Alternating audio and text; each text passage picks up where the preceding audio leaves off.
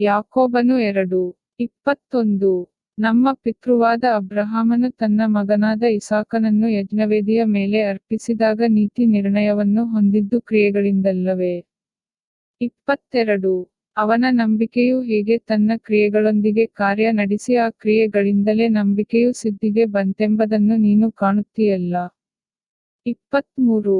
ಹೀಗೆ, ಅಬ್ರಹಾಮನು ದೇವರನ್ನು ನಂಬಿದನೋ, ಆ ನಂಬಿಕೆಯು ಅವನ ಲೆಕ್ಕಕ್ಕೆ ನೀತಿಯೆಂದು ಎಣಿಸಲ್ಪಟ್ಟಿತು ಎಂಬ ಬರಹವು ಹೇಳುವಂತೆ ನೆರವೇರಿತು.